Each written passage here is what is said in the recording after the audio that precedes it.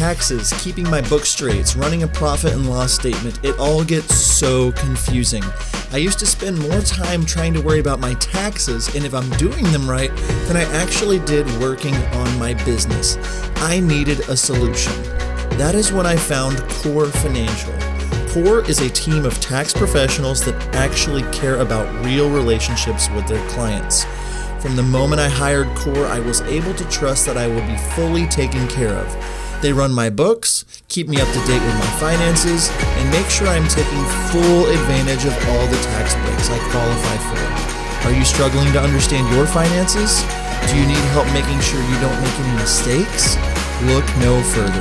Core Financial. Both Nick and I are huge fans of Core Financial, and we know you will be too. Check out howtofilmweddings.com/core to see what they can do for you. Core Financial. Real relationships. No surprises. I would love for you to talk on the importance of who is following you. I know you said it's pretty split, but if you had to choose wedding filmmakers following you or previous clients and vendors in your area, which would you say is more important to you?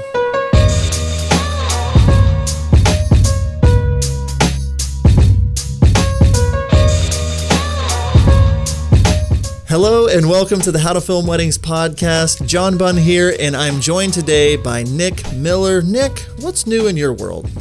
Man, not much other than we just had an amazing podcast episode today with Molly and Luke of Love Stories Films. Man, yeah. I'm so, I don't know, there were a lot of really nice vulnerable moments, a lot of good information. I'm just so stoked that we were able to have them on. They have been incredible filmmakers for years, and it was nice to meet them and talk to them and share a little bit about their business with us. Yeah, they are killing it over on Instagram. We spend a lot of our conversation talking about how they've amassed, tens of thousands of followers, how they're getting all these views on their videos, and it's very apparent to us, with meeting them and getting to know them, how they are doing it. And so there are so many nuggets of information in this podcast. Definitely. I leave challenged and excited to do better with my business, with our Instagram. We met them via Love Stories TV. They're some of the judges for the awards that are coming up. And so just really good people that are amazing. They're doing so many awesome weddings a year. A little about them, just so you know. She's been nominated for an Emmy, nominated for Filmmaker of the Year for the past 3 years by Love Stories TV.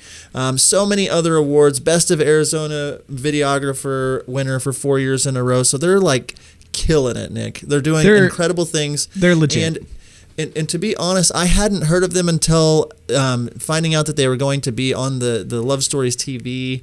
You said you'd been following them for a long time, but they spend the majority of their time getting in front of brides and grooms. And so they've amassed this huge following of people that love their films. And I was so intrigued to talk to them and blown away, quite honestly. Nick, they even have a mini pony. They have a little Sebastian. They have a little Sebastian, and you learn all about their ponies and different things in this episode. So, Nick, if it's okay with you, it is. I want to go ahead and get into this episode of the How to Film Weddings podcast. Let's do it.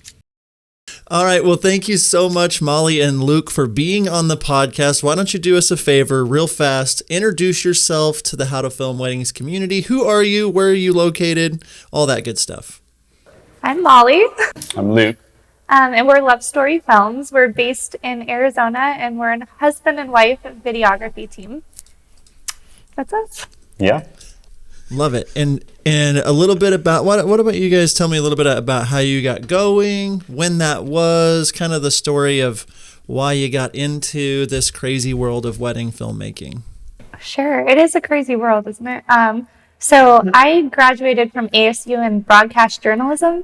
And shortly after graduating, I was nominated for an Emmy in documentary work that I was really passionate about.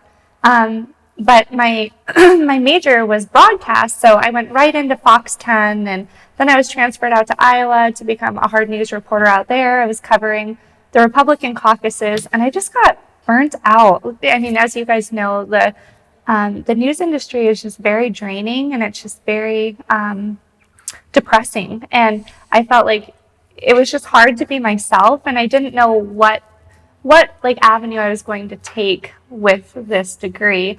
And we had been together, so we're high school sweethearts. We've been together. I was 14, he was 15. We were together all through college, and then we graduate, and he sees me go to Iowa, and he just saw how sad I was. And I came home for Christmas break, and he proposed to me on my dad's front porch, which was like so special and really neat. And really from there, I was like, okay, I have to move home. Like, I want to move home. I want to plan this wedding, but gosh, like there has to be like cool photographers out there, and it'd be cool to bring in all my videography friends that I've worked with now for the last 6 years. Like, that'd be great if they all just showed up with cameras and whatever, did like a documentary style type of film. Like, I didn't care at that point. And I started researching and looking at all these wedding videographers that were out there. And I mean, gosh, as of 8 years ago, we got married in 2012. So 8 years ago, the style of wedding cinematography that was out there was just so dated, and it felt so basic. And I was like, gosh, this could really be something totally unique, totally off the cuff, an artistic manner. And I just kept thinking, like, I'm not going to pay for somebody to film our wedding that I'm not passionate about and wouldn't watch, 10 years down the road. So really from there, I came home and I looked at Luke and I said, I think that we could start a wedding videography company, but kind of make it based on stories, like really tell this couple's stories. And with my background in documentary work, I'm really passionate about that, obviously. So really from there, we'd been together, for so many years. We set our wedding registry to help all of our friends and family kickstart our business of Love Story Films. So they all helped us purchase our first basic equipment, and That's awesome. Very, very basic equipment. very basic. We didn't know what we were doing. In the year 2012, it was born right after we got married. So. That's incredible. Nick, have you ever heard anyone that used their wedding registry to get their business going? Those are some smart people over there in Arizona. Definitely. Never heard of that. I mean, I tried to get a really big TV that no one bought for me when I got married, but that's way more practical, do it I got that pancake way. griddles. I don't know. I got like 5 of them. Yeah, So, I got kitchen stuff. So Luke, what were you thinking? Molly comes to you and like, hey, we're getting married, and I have this idea. We're gonna start a wedding film business. Like, how? What were your thoughts? I mean, did you have any like real involvement with filmmaking, before this, or were you just like, future wife, whatever you want, I'm here for it. Like, what was your take on that? Well, my experience up to that point, as I kind of went over earlier before we started recording, I carried her bags in college on her shoots, so I was really good at carrying the bags. But I was also, a groom at that time, and she, was showing me pricing for wedding videography and stuff. And I knew she'd be great at it. And so I was fully on board with it. I was like, yeah, we could probably make some good money doing that. So she definitely had to show me the ropes, from the ground up. His background is aviation management. So the beauty of that, as you guys know, with the drone, I mean, you can tell the story. Yeah, so that came in handy a few years down the road when, drones got popular and we all had to take our FAA exam and stuff. But yeah, you probably that's the only real thing from my past that I brought to the table, I think. Yeah. And so this was 2012, right? Right. Yeah.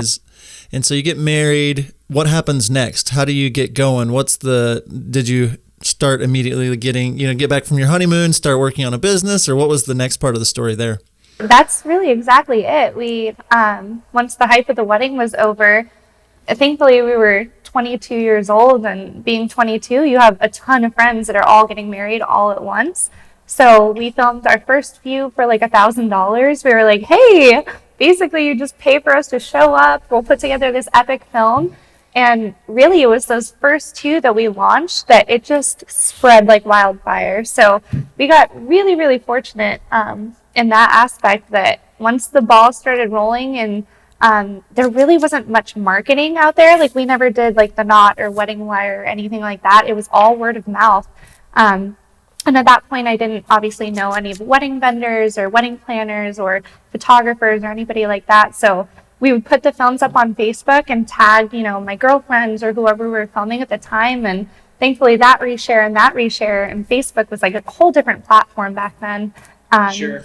Really caught fire really quickly because back then seeing video on Facebook was still new to the game. And really that's when it took off, and here we are today. Yeah. So 2019, we're now into 2020. What did 2019 look like for you guys? As in, kind of, what's your ballpark, what you're charging, and how many weddings did you guys shoot? Gosh, so last year we did I think 52. We did 52 weddings. Whoa. 52 with a 5 and a 2? With a 5 and a 2. Whew. Very, very busy. We were very busy. And so our average cost per wedding is about $7,000. So Nice. that's just like basic in the door, and then really adding on at the end of the wedding. Because what we try, or my whole pitch is, once they, book their basic package, whatever, they might pick, like collection 1, 2, or 3, or 4. It's usually on the back end that we upsell the ceremony, we upsell the raw footage, we upsell chapters, and that's really where it comes in. So what might start off as a $7,000 package will turn into 12. So Incredible. It's a lot of work. Right now I'm still editing October weddings, so it's not for the faint of heart. I truly don't know how my eyeballs are open and how I'm staring at a computer right now. But this year is completely different. So as you know, like 2019, we were booking off of 2018 prices really. And 2019, once we started to fill that in, I was like, okay, how do we increase those prices but still keep, the caliber of weddings that we're wanting to do? And really, I felt like last year was phenomenal, and this year, same. It's so hard because you're just so passionate about each wedding, and each one was so awesome. I was like, how do we say no?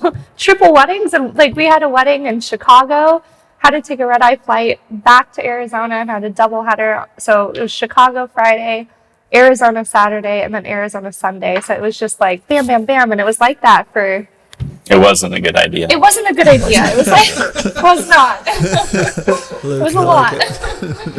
But So in 2019, you shot 52 weddings. Molly, are you editing all of them? Like, are you the sole editor? So you're editing all 52 of those weddings. Wow. everything you see, every social media, we don't do any outsourcing. I do all of it. And I think I'm impressed.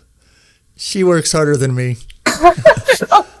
no, I really, obviously that's like a huge conversation that we've had. We also have a 5-year-old and a 4-year-old. So that's another aspect of our life that keeps me very busy. Very busy. But I just love it. So when you're like having fun and loving it, we're only this age once. And I know that in 10 years from now, there's no way my body and my brain could keep up with this. So I feel like we're very fortunate to be able to keep the ball rolling right now. Yeah, fantastic. Yeah. So that's great. Let me transition and kind of move into that world. So you are a husband and wife team. You work together. Why don't you just, Molly, you shared that you're doing the editing. So why don't you kind of share first off your roles, kind of what the business side of things, or maybe even on the wedding day looks like as a husband and wife team. And then, why don't you, let's answer that one first and then I'll do a follow-up after that. So start with that one.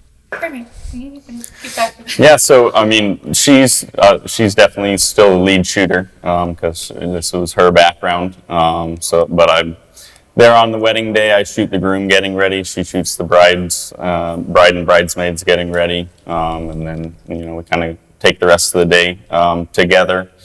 I do take the lead on audio stuff. Making all the audio.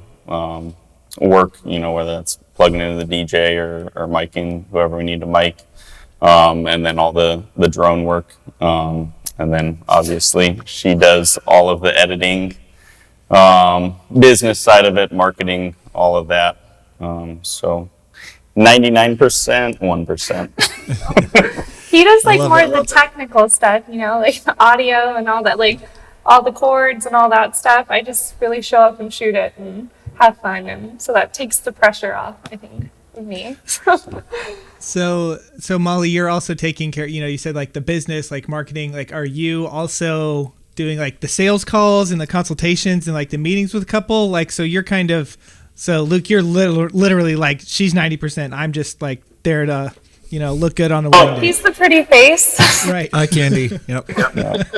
No, we usually do, when we sit down with couples and stuff, we usually do that together. But I also work, I have still a full-time job, so during the week I'm doing other stuff. And so she does a lot of the business end of it.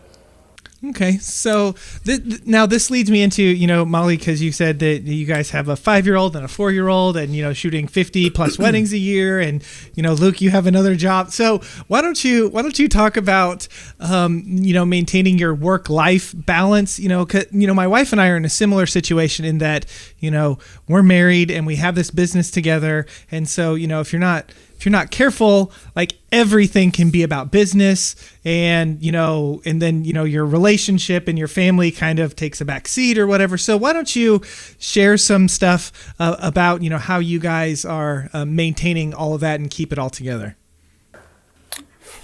Well, as soon as we figure out that, we'll let you know. I loved her look at him like, you answer this one. No, it's tough. It's very for tough. sure. I mean, as you know, I think a lot of it is just putting a cap on, especially at night, because our son is now in kindergarten and our daughter's in preschool still. But so we have a little bit of leniency in terms of like, it's not like projects every single night, but he still has homework. So I think it's really limiting like how much I'm on Instagram, how much I'm editing, because I could edit until 11 p.m., but the kids are now in bed and I didn't get to see them at all. I guess fortunately for me, since he does work a full-time job as well, I have to go pick them up from school. And thankfully, our farm is like right in between the high school and the elementary school. So I just walk down and pick them up. So it like forces me to get outside and kind of disconnect for a while. And then we do live on a farm as well. So let's throw that into the mix as well, because I'm a psychopath, I guess, with just having so much going on.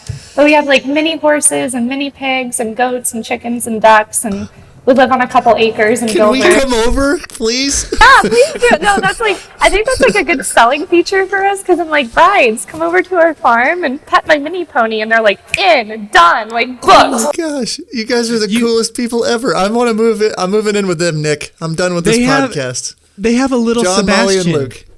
They have a little Sebastian. We have a little Sebastian. Yep, Yeah. You guys are so much cooler than I'm ever going to be. Like, sucks We're for also me, but so it's much good. more tired, so don't do that. Man, that's unreal. So you guys have a lot going on, and so like you're still in the middle of, my wife does not work with me, but we're in the middle of, she stays at home with the kids, and this is my sole income, and it's like that is a hard thing to force yourself to turn off your brain of business mode into mom mode or dad mode. And I think honestly, it's to each their own when it comes to their family and what works with them. And if you're out there listening and you're like, well, I want to have a mini horse farm and I want to, or you're thinking, wow, that's way too many weddings or whatever. It's like, that's what works for you guys. And that, that even though there is this craziness, this is what what works, and you're still working through it. And I think that's part of life, is just working through and saying, oh, this is a little bit out of balance over here. Let's do this. And so it's really cool to hear different people's stories from different parts of the country or the world, just on like how they find that balance. And so I think it's the answer that I always, when people ask me that, is just like, it's a work in progress all the time. I'll get out of balance in my health and fitness, but I'm really in balance on my relationship with my wife, where I'm really good with my kids, but it's like, oh, I haven't gone on a date with my wife in 2 months, or it's like, so there's always that with owning a small business and running that. And so it's pretty cool to just kind of hear your side of the story. Oh, yeah, totally agree. Yep. Lots of give and take. And I really appreciate, you were joking about it, but I appreciate your honesty. Luke, when I asked you that, you both kind of had this deer in your headlight, kind of look like, we don't have that figure. But you look at, kind of shifting over, and we'll get into talking about Instagram, and, as filmmakers, like, you are definitely, people look at your work and they're like, holy cow, I want to be like them. Like, you have these, tens of thousands of Instagram followers, and you have beautiful work, and you're traveling all over the place. And it's really easy for someone that hasn't been doing this for a while or whatever, and they look at you guys like, oh, they have it all figured out. Like, they have it made. They're, and I appreciate that openness and that honesty where you're like, we're still working on it, and it's not easy, and just being open about that. And John and I, we really appreciate it. That's a big thing for us, that we want to be to our listeners. So maybe that was accidental, but thank you for being honest like that. So I did bring up Instagram a little bit, and I know you guys are really huge in that. So before we jump over to Instagram and talk about that, how would you describe your style or describe your branding to someone? Gosh, so we're I guess I'll take the lead on this one. He's like, go for it. I would say we're very ethereal, romantic, timeless, and very story driven. I think that even on our Instagram, it's not just pretty pictures or pretty video of somebody walking through a field. You'll always hear audio. You'll always see a story, even if it's 60 seconds long. And I really pride myself on editing that way, and kind of the couples that we attract, that they appreciate that style of cinematography. Because a lot of people, you can just throw down a track of music and call it a day and put pretty pictures up and, some video, and it's, a wedding film. But I think hearing people's stories and have that kind of transcend time, and maybe they have kids later on down the road. And for me, that's huge. And I think that's why we kind of redo our branding films. So someday our kids will get to watch it and see mommy and daddy and be like, oh, wow, look at that. And it's just a unique perspective that they might not see themselves, and we're able to showcase that for them and tell that story. So what she said. what she said. That's a great spot for a commercial ad, Blake.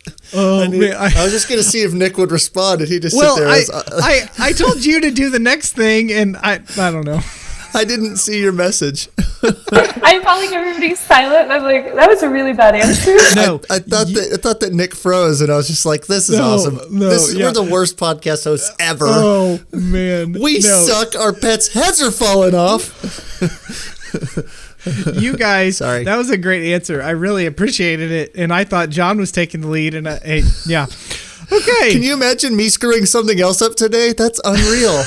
I'm like, oh, I thought you guys were just so blown away by that answer. I was left speechless. Incredible. Blake, speechless. you have to leave this whole thing in, Blake. It's happening. This This is a has to podcast. happen. I do want to ask a question. Okay, So, follow it up. I found out about you all just not too long ago.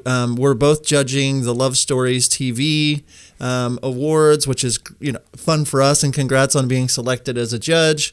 And so I started diving into your work and looking at it, and was like, oh my goodness, these videos. There's one with that Nick was telling me about, where there's I think she's in a black dress, and we were watching on your Instagram. It's like, wow, that's so pretty, and just blown away by the following that you have, the views that you're getting, you've tagged us in a couple of posts just leading up to this, and my phone's dinging. Someone commented on a video you were tagged in, and it's all this interaction. And I think that that's where I think so many people will just look at a number next to a name, which kudos to you for having a large number next to your name. But the interaction is what I'm looking for, and the people engaging with your content. And so Instagram is such a big bear in our world. And I just kind of wanted to hear some from you all of when your Instagram started to pop, the kinds of things that you're doing and thinking about on your Instagram account. So just kind of a breakdown of all of that, if that makes sense. Gosh, well, I think that a huge reason why it grew so quickly was, to be honest, us. I think that us as a couple sells, and I don't know why, but I think people are generally interested in the people behind the camera, more so than like tagging a bride and her girlfriends, and you're hoping that hits with their wedding party and everything like that, and hoping that goes viral. But when it's us, I feel like I can authentically be myself and just say like, hey, we're crafting this new film, or we're doing this, or Luke's, out feeding the mini pony, and we post a lot in stories. So people really get like a good glimpse of like who we are as a couple. So when I start teasing things like, oh, we have a new branding film coming up, it's just like fireworks. People are really excited to see what new ways we can kind of innovate our business and how we're tying ourselves to it. Where I know a lot of businesses, they necessarily run it, but they don't shoot it, or they don't edit it, or where us, it's like I'm so invested in it that I really want it. I want to be authentic, and I want people to see us as a couple. So I think that's like a huge factor, is I really try to interlace us in it as well. And then obviously each of our brides, I know it sounds silly, but I really really want to be friends with. Like I feel like each person is so cool, and I'm such a people person that like when I book a bride, I'm like, okay, we're gonna be best friends. So you'll probably see a lot of like you screenshots of like texts from brides like, oh my gosh, let's go get wine or coffee, or we're best friends now. And I truly feel like that with each wedding. It's like we become girlfriends, and it's neat to be able to create that relationship with them. And then I feel like guys just hit it off with Luke, and they're out flying the drone, and then they're out for beers. So it's cool to just have that relationship outside of just your business, and people see that. So do you remember that wedding from a month ago? Yeah, like that one that you needed to start editing yesterday, but you also need to prep today for your wedding tomorrow, and you're leaving for your first vacation in forever on Monday. So what do? It seems that the only creative part of your edits are the excuses you're going to have to give your clients. We have the solution, Wedditor. Wedditor is a team of top wedding editors, project managers, and account coordinators that help us wedding filmmakers edit. They match the right editors with your style so you can spend your time where it matters most, on your business. Nick and I both use Wedditor, and we don't know how we would run our companies without them. It takes a team to build an amazing business, and you shouldn't try to do it all on your own. Head over to howtofilmweddings.com/Wedditor to help you free up your time so that you can focus on growing your brand. Be sure to use promo code HTFW for $50 off your first project. Wedditor, more than freelance, more than outsourcing. So tell me, what CRM do you use? If you're not sure or you don't know what a CRM is, I'm about to save you a lot of time and therefore money. CRM stands for Customer Relationship Management. Basically, a CRM is an online service that helps you better serve your clients. HoneyBook is both mine and John's CRM of choice. We absolutely love it.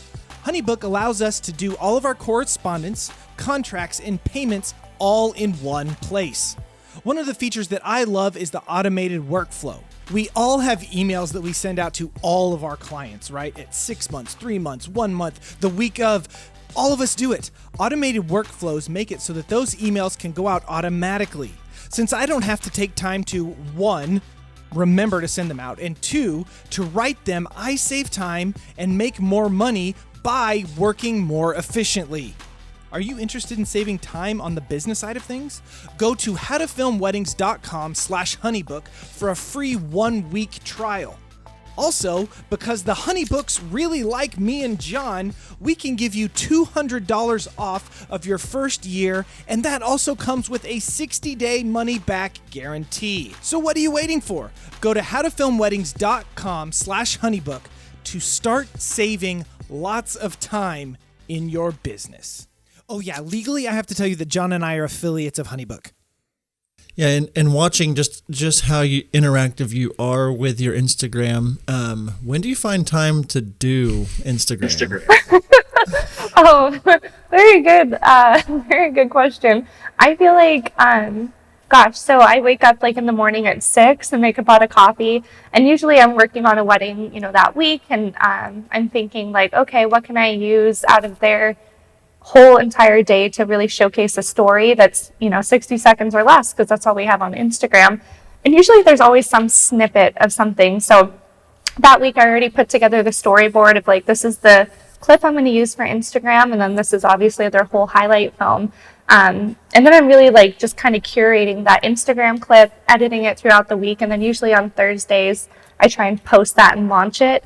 I usually let the bride know by Tuesday, like, hey, we're going to be featuring your film. Get your girlfriends excited. Tell your whole family. Here's our Instagram handle. So everybody's waiting for that 7:30 launch time. And when I post it, they already know. Everybody's waiting, and I tell them you have to save it, like it, and comment, and then share it in your stories. With that type of interaction happening all at once, it's just like lightning in a bottle. So it just kind of like skyrockets it, and then more people, their friends, are seeing it and then discovering us. So it's that's our only means of marketing, and I think that it's paid off so far. Very busy, but it's a lot of time. And but I'm sure, as you guys know, I feel like Instagram is kind of the way of these brides' world now, and so you kind of have to take away your tiredness and your exhaustion, and get to their level of what they want and what they want to see, and that's what I try to give to them. Yeah, it's really motivating to hear you say that. Like, I'm sitting here thinking like, man, I need to step up my game. But like, as I'm processing it, it's like the couple things that I'm unpacking from what you're saying is, number one, you have a plan. Like you're planning when this is going to happen. You're thinking about it. It's not random. There's an actual plan. And then what I think so many of us do wrong is we forget about distribution, which is getting eyeballs to see our films, getting people to interact with our films. I've said it several times on the podcast. It's like I made fun of Nick because I was like, Nick, your films are so much better than mine, but I am so much better at getting people to see my films than you're, when we first met. And then, we started working on people seeing his YouTube channel and grow, and like he went skyrocketed on his YouTube channel, things like that. And so what you said about like warming up your audience pretty much, and telling them, hey, this is coming on this day, be ready. This is what and like instructing them, I want you to, share it, tag it, all this stuff obviously helps a ton with the algorithm. And then that's when you get picked up on the Discover page. And then that's when it starts to, become lightning in a bottle, because Instagram is looking and saying, wow, people are watching this all the way through. They're liking it. They're following you. They're tagging you. They're sharing it. Ding, ding, ding, ding. Winner, winner. Let's show, like, we want people to see this. So like having that plan and doing that, I'd love to unpack a little bit more on like what exactly you do.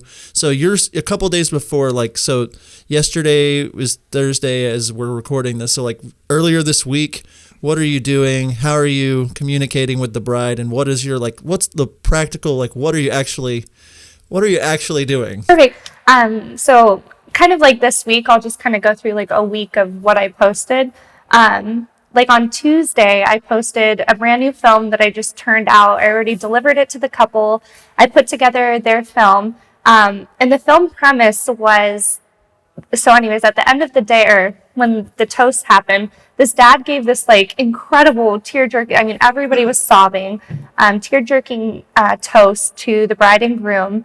And that audio, I was like, oh my gosh, with the first look that she did with her dad and her getting ready with her mom, the walk down the aisle, and when he embraced the groom at the end of the aisle, I was like, that's money right there.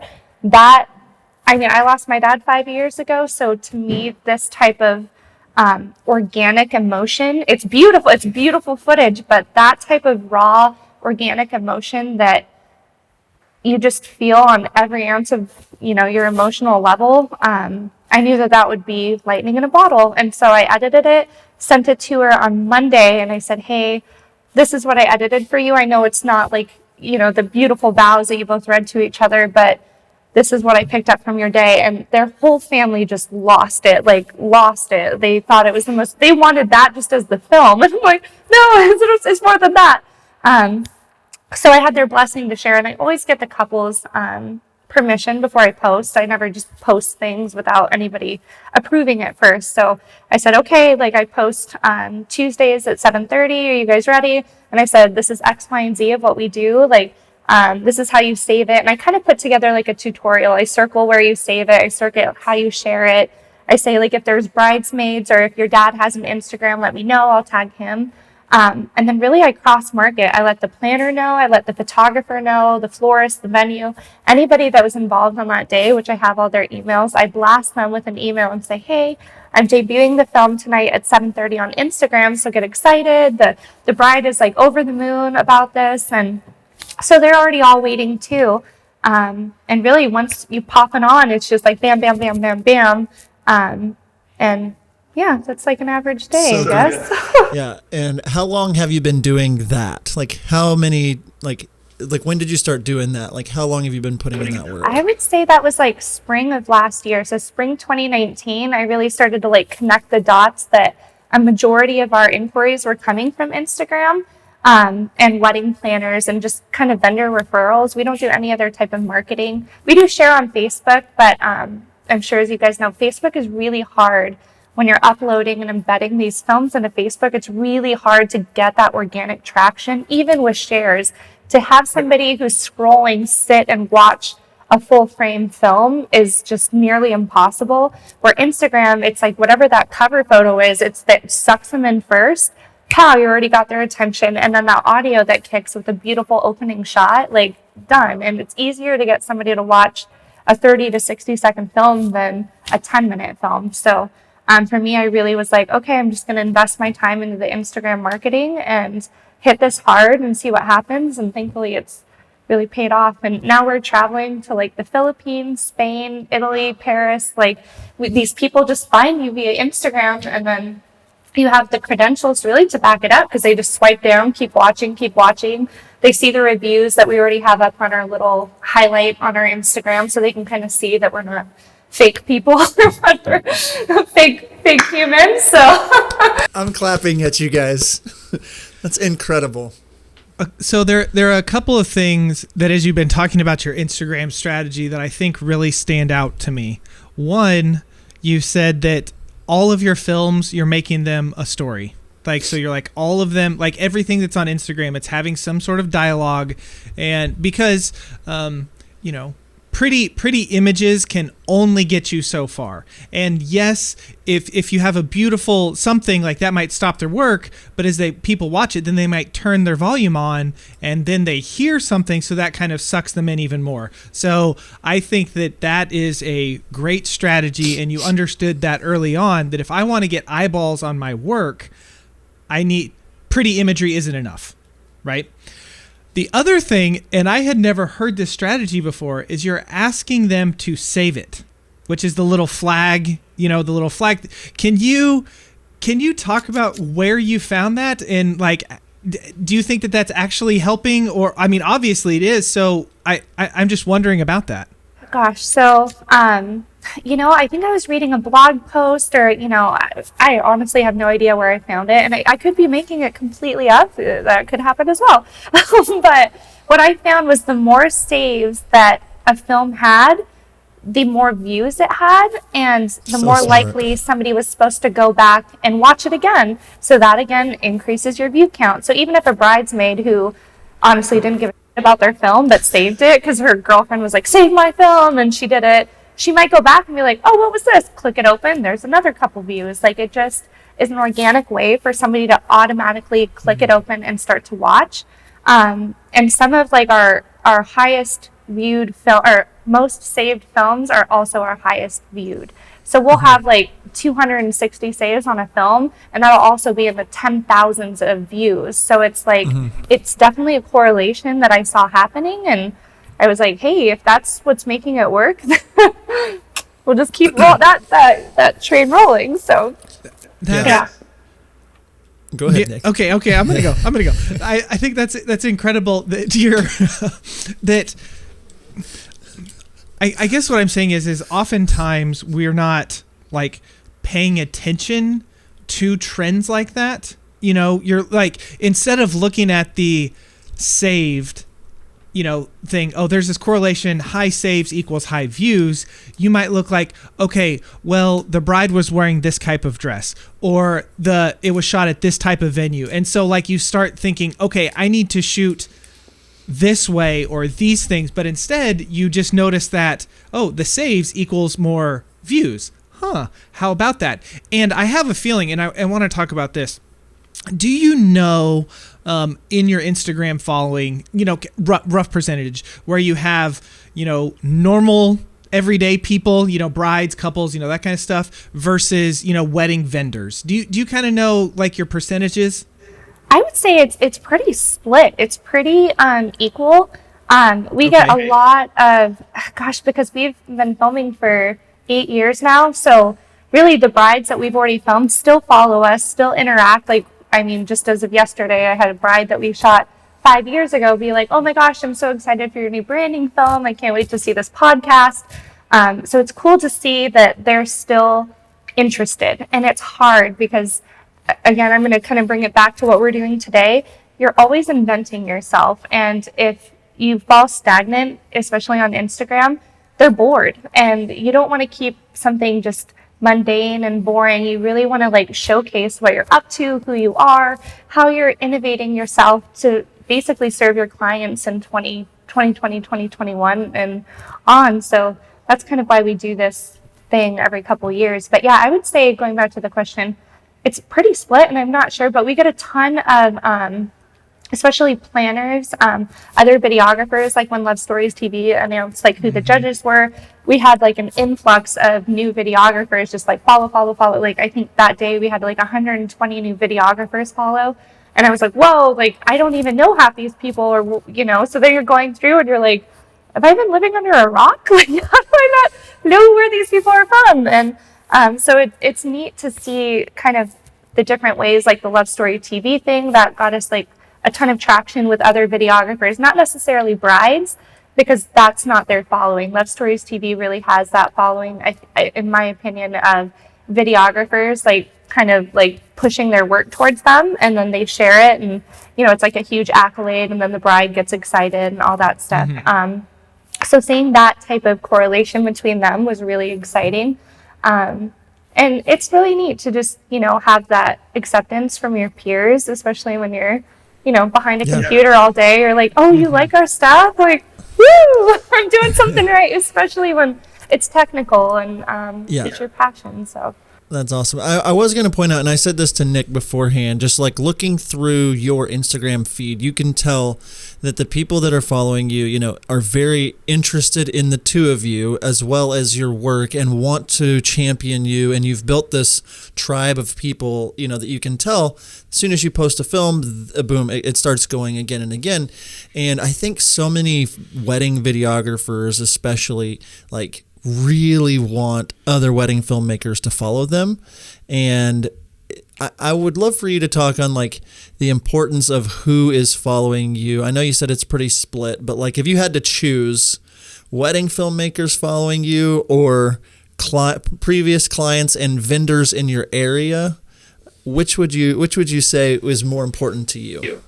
I would say that brides and vendors in our area, or just vendors in general, I love the wedding filmmaking community, but everybody's style is not the same. So I wouldn't expect a dark and moody videographer to be like, oh my God, what you just posted blew my mind. I wouldn't expect that. And I don't expect that. And so I think from a business perspective, having another videographer comment is obviously such a oh my God, thank you. I totally value you. But in terms of followers and who's pushing out our work, the brides who are sharing it and obviously paying us to capture these heirlooms, that's our bread and butter. That's, who we're after. 100%. That's what I was teeing you up for. Yeah, I was teeing you up because it's so many of us get so concerned about what that other video guy thinks about our work.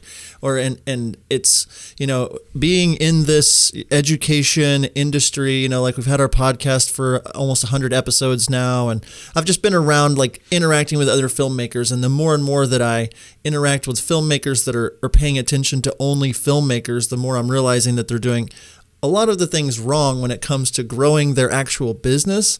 And I don't care really at all.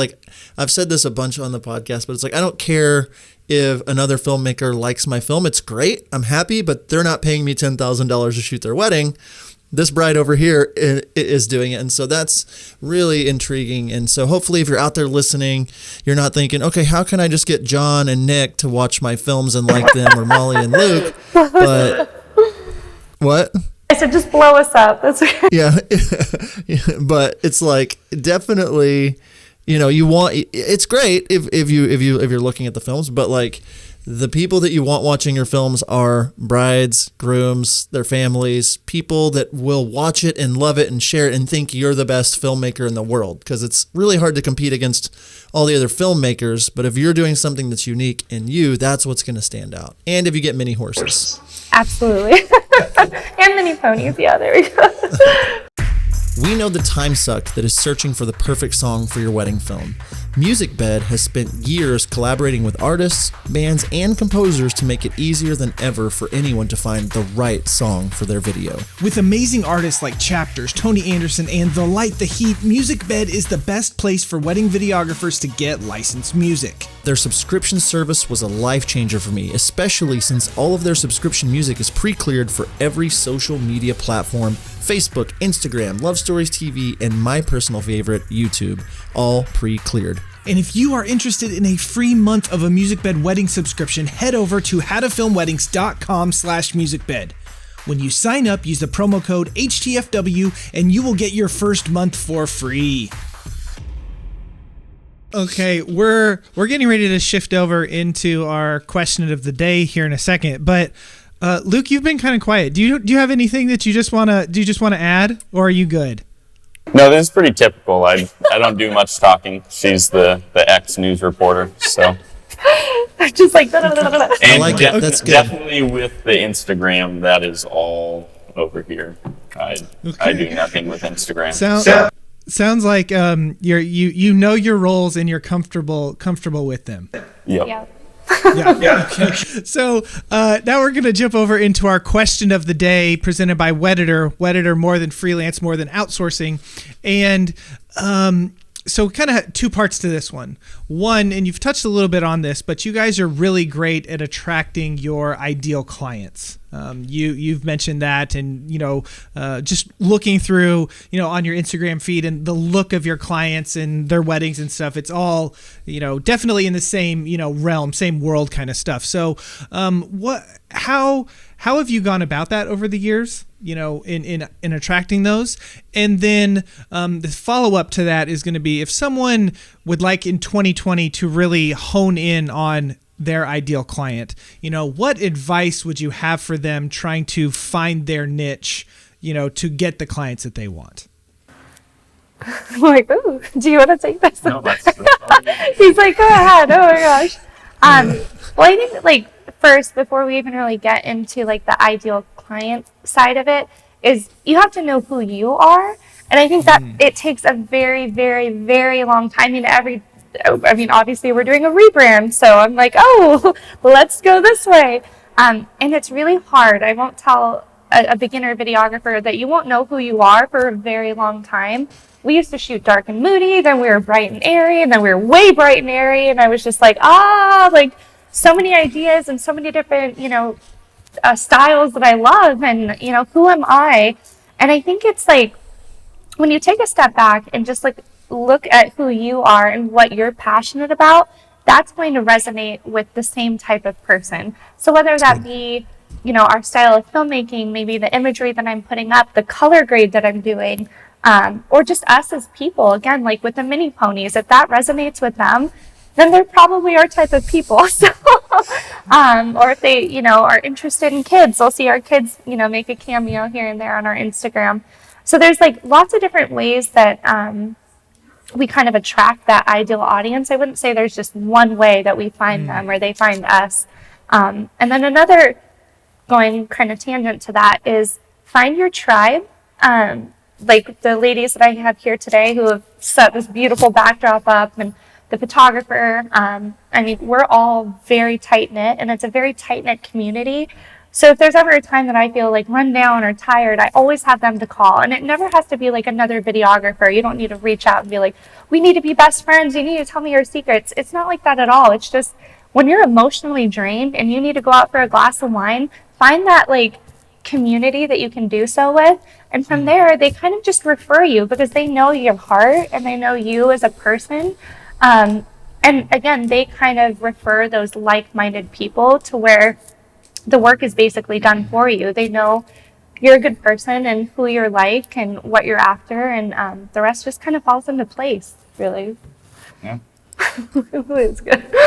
Yeah. I think that was really, really good information with getting the ideal client. And it's not, everyone wants to know, like, what's the one thing that you did, but it's not a one thing, right? I'm actually reading this book. It's John recommended. It's called Good to Great. And he uses this example of like this, almost like a big, Ferris wheel trying to spin and stuff. And you have to like get it going manually.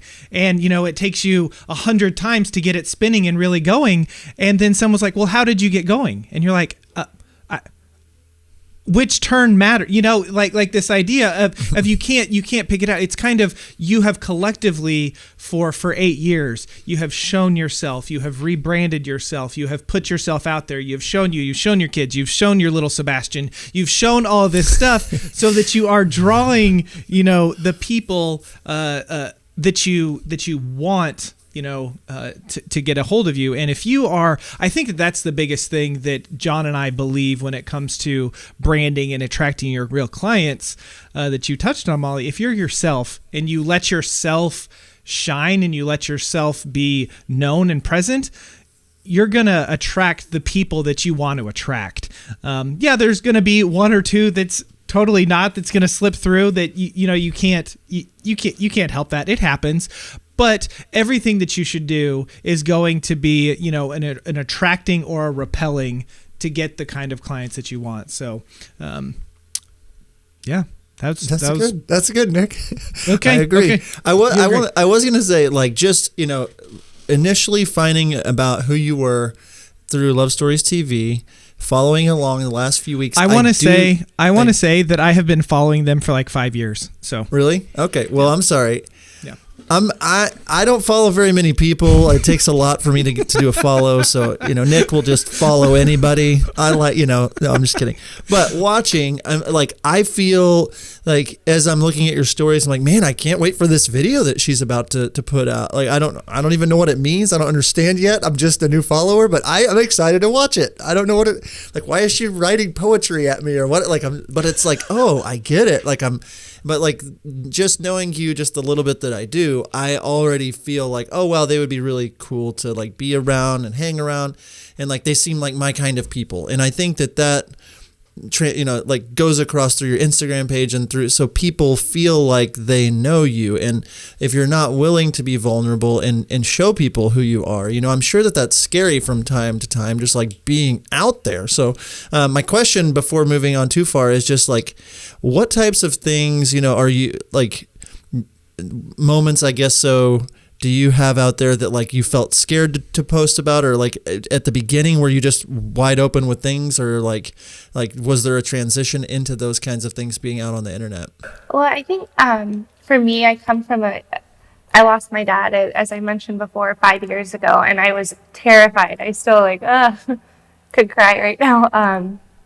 It's hard. It's very hard to put your heart out there and kind of just come from that place of sadness, because weddings are happy and they're that's why they're getting married. It's full of love and happiness. And to like the one that I just posted a few days ago, crafting something kind of from a place for me that is very sad and turning it into something beautiful that they'll be able to cherish. I just wish that I had that, now.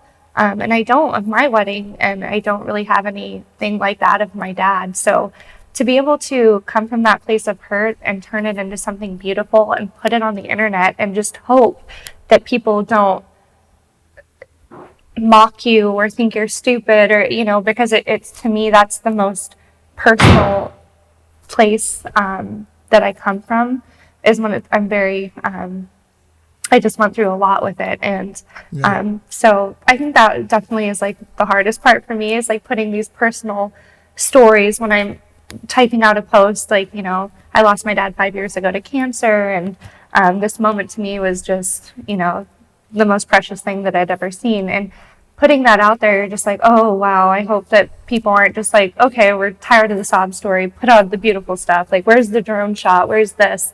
And it is more intimate, and you're putting your heart out there, and it's like any love. You just hope it doesn't get broken, but you really hope it doesn't get broken by complete strangers, and that it's terrifying. You're terrified. Like, I don't want somebody behind a computer screen to be like, anything negative, and you just like, but that's why I have him. So he gives me a glass of wine, and he's like, push the send. I'm like, okay, and yeah, it always works out. So that's beautiful. Like, it's really, like, I think that, the more that I've gotten vulnerable in my posts, or like why I'm doing what I'm doing, or, what's important to me, like, you are attracting, but like, to me, it's helped me connect with other people that are going through what I'm going through, or other people that will support me through whatever, on my personal Instagram page. I've been posting a lot about my health journey lately. I've lost 30 plus pounds in the last, few months, and people are like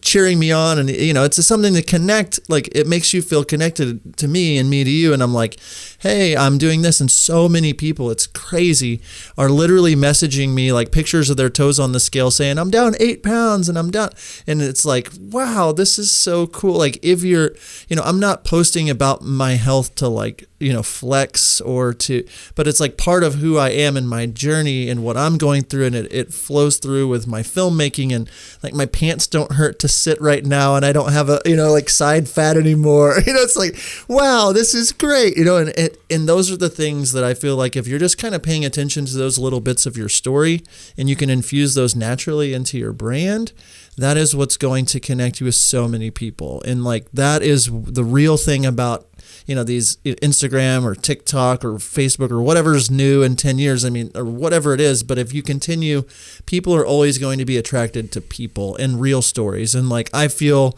your pain with your loss with your dad, and like, I feel a different level of like understanding you as an artist because of it. And so it's like, that's the kind of, understanding your why, and it does, like you say, take a while to like just know why you're doing what you're doing. And if you don't know quite yet, it's okay, but you should be on that journey of discovery at all times. So it's really cool to see other people that are willing to be vulnerable and to put themselves out there. So yeah, that's all from me. Molly, thank you so much for sharing that, about your life and your story. And I know that I'm sure that that's not always the easiest thing to do, but I really appreciate you going vulnerable and sharing that. And I know that our listeners can really hear your heart and, what you're doing with all this. So I really do appreciate that. So thank you.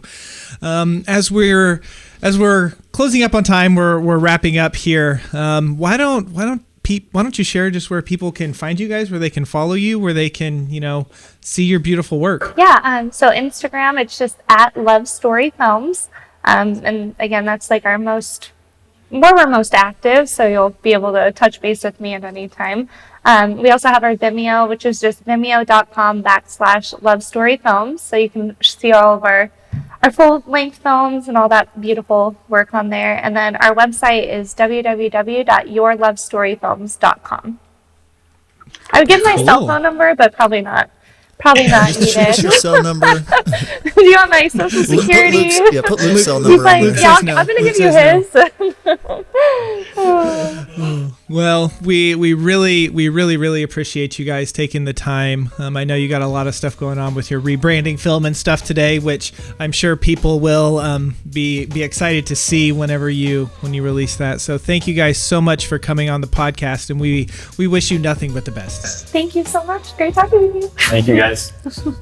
Well, Molly and Luke of Love Story Films, thank you guys so much for coming on the podcast today. We really appreciate your heart and sharing so much about your lives and how you run your business. And we really wish you guys nothing but the best. If you're listening to this or watching this on YouTube, we want you to head over to howtofilmweddings.com. There you can get some really cool digital templates. It will help your business. One of those is our budget sheet. You can see where your money is going. You can have a whole year glance on finances. It's an Excel sheet. It will really help you prepare for the future in your business. So head over to howtofilmweddings.com to pick that up. If you're watching this on YouTube, subscribe to our channel. Please rate and review us on your favorite podcatcher. And until next time, we will see you. Great job as always, my friend. We will see you.